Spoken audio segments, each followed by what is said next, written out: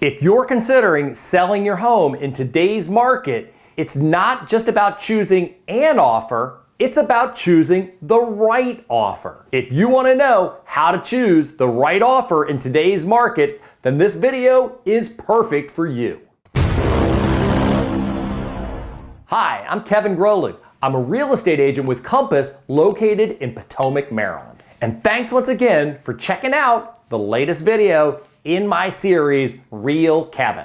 Today, if your property is properly staged and marketed, the chances are great you're going to be receiving multiple offers. It's a great problem to have. Speaking only for Montgomery County, Maryland, as a seller, you're going to be looking at over 50 pages of contracts, addenda, and disclosures when you receive your offer. There's much more to consider than just the price. Today, I'm going to cover the top 7 things that you should consider as a home seller when choosing the right offer. And as a special courtesy to my viewers, I'm going to actually list them in priority.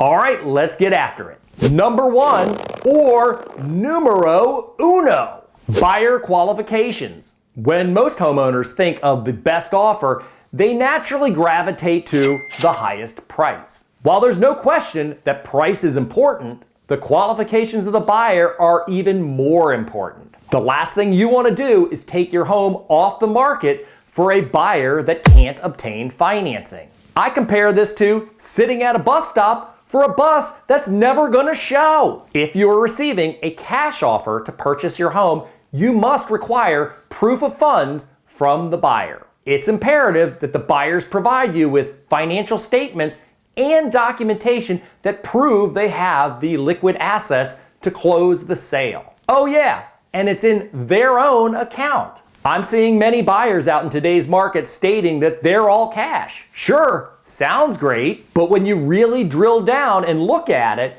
you're finding that the cash doesn't belong to them. Sometimes it's coming from parents, sometimes it's coming from sources overseas, or good old cousin Earl.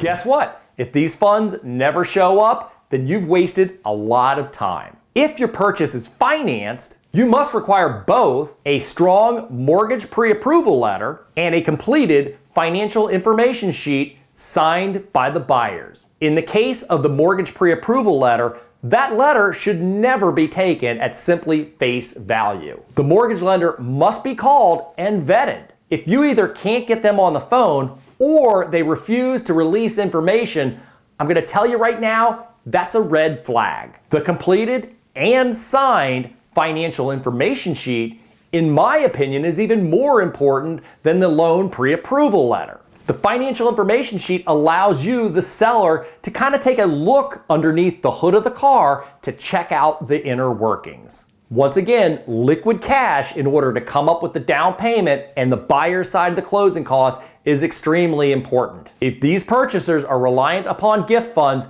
you need to know that right up front. Number 2, contingencies. In a normal real estate market, it's common for a seller to see many contingencies in a contract of sale. Some of these contingencies include home inspection contingency, radon contingency, financing contingency, and appraisal contingency. In today's market, it's important for you to know that many buyers are prepared to waive some or all of these contingencies in order to be more competitive. There's no question today, a contract with fewer hurdles to jump is definitely going to be your path of lesser resistance to the closing table. Number 3 in my priority list is price. Obviously, price is always going to be near and dear to every home seller's heart. Price should also be important to the agent you hire. This is where hiring the right agent who knows how to market, create demand, and strategically negotiate can make a huge difference in the seller's bottom line. I've said it before, the right agent really matters. 4, closing date. In my opinion, closing date should always be within 30 days of closing, unless for some reason you as the seller are unable to close within that time period. The only thing you gain as the seller for waiting longer to close is greater risk. Greater risk that the buyer loses their job.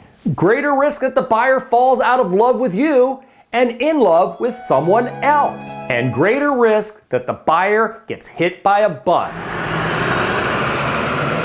By the way, don't forget to look both ways before you cross the street. Number 5, earnest money deposit. You will hear the earnest money deposit referred to sometimes as good faith deposit or simply EMD. This is the amount of money that the buyer is willing to deposit in escrow right up front from the time between contract ratification and closing. It's money the buyer puts at risk if they default on the contract. I like to call earnest money deposit the glue that keeps the whole transaction together. It goes without saying, the more money the buyer puts down, the less of the chance they're going to walk away. I believe a good, healthy earnest money deposit should be a minimum of 3% of the sales price, but I really recommend up to 10% or greater if possible. Number 6, buyer's realtor. Let's just keep it real here. Not all realtors are created equally. There is a reason why 10% of the realtors in Montgomery County sell 90% of the homes. If you flip it around, that means that 90% of the realtors only sell 10% of the homes. A good buyer's agent is going to be highly skilled and know what they're doing. I usually find that their buyers are well prepared, highly qualified, and compliant. These agents will write offers that are well prepared, concise, with all I's dotted and T's crossed. I can't tell you how many poorly written contracts I've received over the years, and this definitely puts the home buyer at a disadvantage. Unfortunately, in this business, there's still a lot of part-time agents and agents who kind of just do real estate as a hobby. Here's a small Kevin Grolig confession. I hated doing puzzles when I was 10 years old. Today, I'm in my 50s and I hate puzzles even more than I did back then. This is why it's important when my sellers have a choice of contracts, we also take into consideration the agent who's working with the buyer who's actually written the contract. And number 7 thing to consider, the buyer's mortgage lender. And I hate to say it, mortgage lenders and realtors typically come from the same gene pool. And sometimes that can be quite dysfunctional. That's just a slight joke there. Some of the things that you want to look for in the buyer's mortgage lender is someone who actually picks up the phone and will talk to you not only during normal business hours, but after hours. It's important to know how quickly can they turn around an appraisal on the property.